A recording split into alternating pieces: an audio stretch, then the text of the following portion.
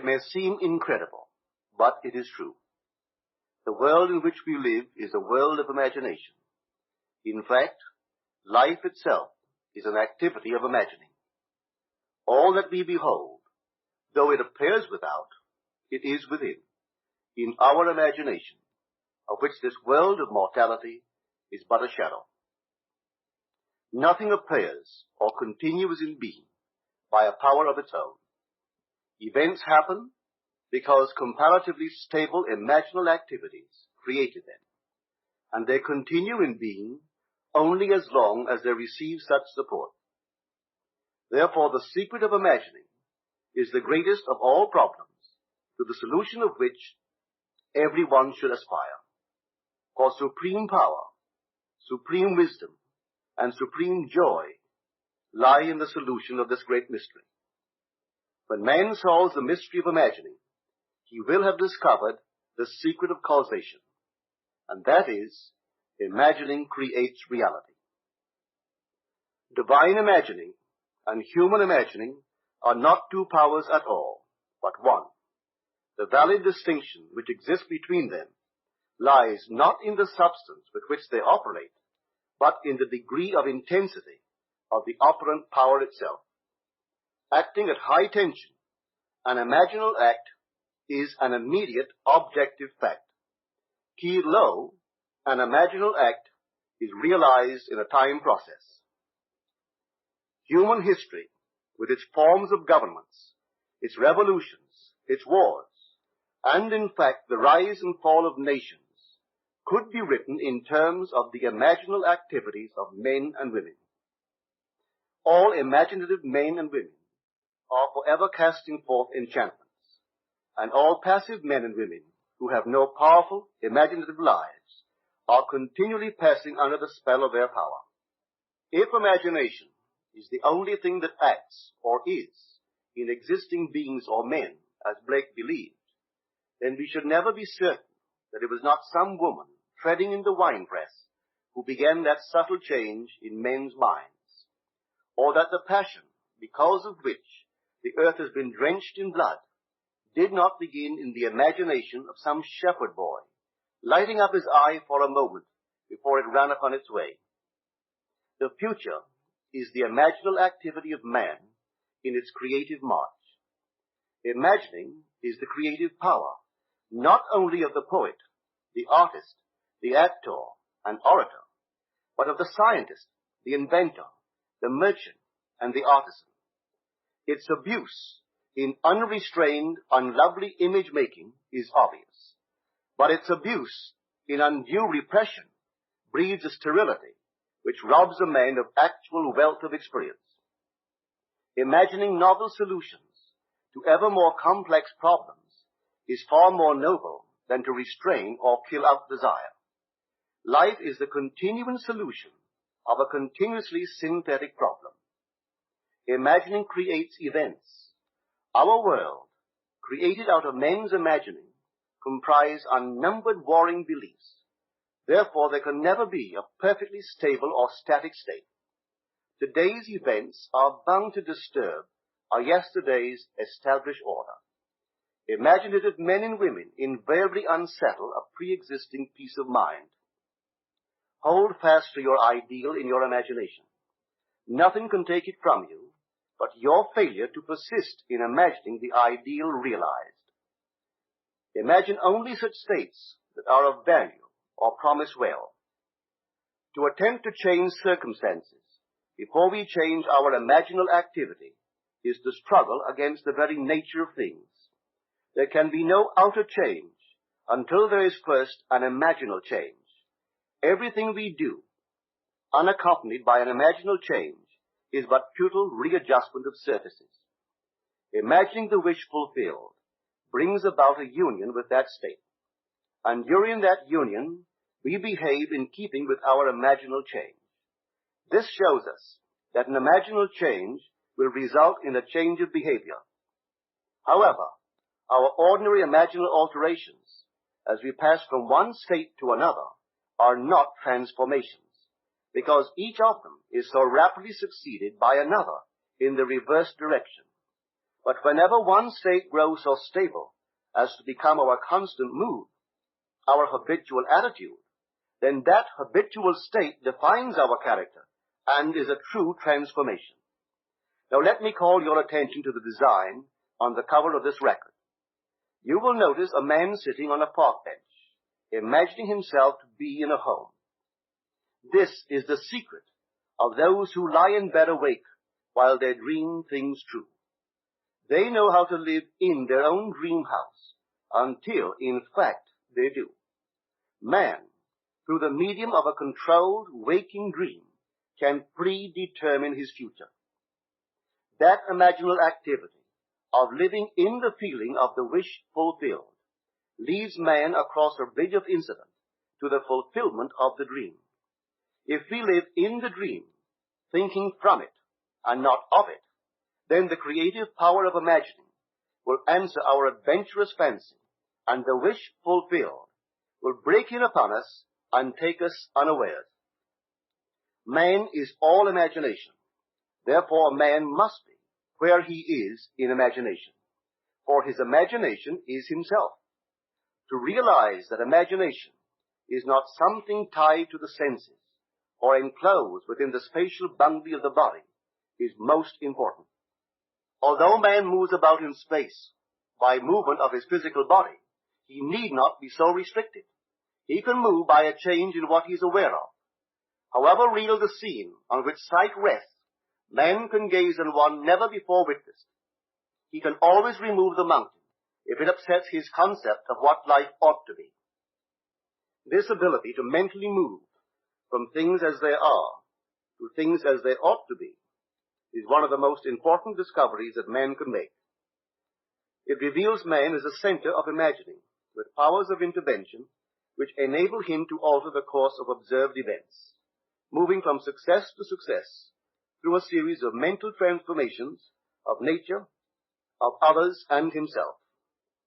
How does he do it? Self-abandonment. That is the secret. He has to abandon himself mentally to his wish fulfilled, in his love for that state, and in so doing live in the new state, and no more in the old state. Now we can't commit ourselves to what we do not love, so the secret of self-commission is faith plus love. Faith is believing what is incredible. We commit ourselves to the feeling of the wish fulfilled, in faith that this act of self-commission will become a reality, and it will, because imagining creates reality. Imagination is both conservative and transformative. It is conservative when it builds its world from images supplied by memory and the evidence of the senses. It is creatively transformative when it imagines things as they ought to be, building its world out of the generous dreams of fancy. In the procession of images, the ones that take precedence naturally are those of the senses. Nevertheless, a present sense impression is only an image. It does not differ in nature from a memory image or the image of a wish.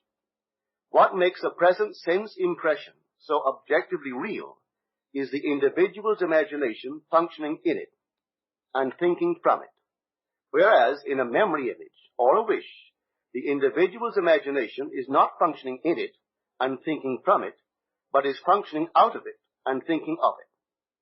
If the individual would enter into the image in his imagination, as the design on the cover of this record suggests, then would he know what it is to be creatively transformative. Then would he realize his wish, and then he would be happy. Every image can be embodied, but unless man himself enters the image and thinks from it, it is incapable of birth. Therefore it is the height of folly to expect the wish to be realized by the mere passage of time. That which requires imaginative occupancy to produce its effect obviously cannot be effected without such occupancy. We cannot be in one image and not suffer the consequences of not being in another. Imagination is spiritual sensation. Enter the image of the wish fulfilled, then give it sensory vividness and tones of reality by mentally acting as you would act were it a physical fact. Now, this is what I mean by spiritual sensation. Imagine that you are holding a rose in your hand. Smell it. Do you detect the odor of roses? Well, if the rose is not here, why is its fragrance in the air? Through spiritual sensation, that is, through imaginal sight, sound, scent, taste, and touch, man can give to the image sensory vividness. If he does, all things will conspire to aid his harvesting. And on reflection, he will see how subtle were the threads that led to his goal. He could never have devised the means which his imaginal activity used to fulfill itself. If man longs to escape from his present sense fixation, to transform his present life into a dream of what might well be, he has but to imagine that he is already what he wants to be, and then feel the way he would expect to feel under such circumstances. Let him, like the make-believe of a child who is remaking the world after its own heart, create his world out of pure dreams of fancy. Let him mentally enter into his dream. Let him mentally do what he would actually do were it physically true. He will discover that dreams are realized not by the rich, but by the imaginative. Nothing stands between man and the fulfillment of his dreams but facts, and facts are the creations of imagining. If man changes his imagining, he will change the facts. Man and his past are one continuous structure. This structure contains all of the facts which have been conserved and still operate below the threshold of his surface mind. For him, it is merely history. For him, it seems unalterable, a dead and permanently fixed past. But for itself, it is living. It is part of the living age. We cannot leave behind us the mistakes of our past, for nothing disappears. Everything that has been is still in existence. The past still exists, and it gives and still gives its results. Man must go back in memory, seek for and destroy the causes of evil however far back they lie. This going into the past and replaying a scene of the past in imagination as it ought to have been played the first time, I call revision. And revision results in repeal. Changing our lives means changing the past. The causes of the present evil are the unrevised scenes of the past. The past and the present form the whole structure of man. It is carrying all of its contents with it. Any alteration of content will result in an alteration in the present and future. Live nobly, so that mind can store a past well worthy of recall. Should you fail to do so, remember, the first act of correction or cure is always revise. If the past is recreated into the present, so will the revised past be recreated into the present. Or else, the promise that though your sins are like scarlet, they shall be as white as snow, is a lie. The question may arise as to how by representing others to ourselves as better than they really were, or mentally rewriting a letter to make it conform to our wish, or by revising the scene of an accident, the interview with the employer, and so on, could change what seems to be the unalterable facts of the past. But remember my claims for imagining. Imagining creates reality. What it makes, it can unmake. It is not only conservative, building a life from images supplied by memory. It is also creatively transformative, altering a theme already in being. The parable of the unjust steward gives the answer to this question. We can alter our world by means of a certain illegal practice, by means of a falsification of the facts, that is, by means of a certain intentional alteration of that which we have experienced, and all this is done in one's own imagination. This is a form of falsehood which not only is not condemned, but is actually approved in the gospel teaching. By means of such a falsehood, a man destroys the causes of evil and acquires friends, and on the strength of this revision, proves, judging by the high praise the unjust steward received from his master, that he is deserving of confidence. Because imagining creates reality, we can carry revision to the extreme and revise a scene that would be otherwise unforgivable. We learn to distinguish between man, who is all imagination, from those states into which he may enter. An unjust steward, looking at another's distress, would represent the other to himself, as he ought to be seen. Were he himself in need, he would, like the man on the cover of this record, enter his dream house in his imagination and imagine what he would see and how things would seem and how people would act after these things should be.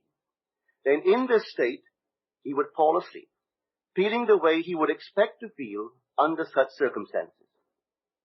Would that all the Lord's people were unjust stewards, mentally falsifying the facts of life to deliver individuals forevermore. For the imaginal change goes forward until at length the altered pattern is realized on the heights of attainment. Our future is our imaginal activity in its creative march.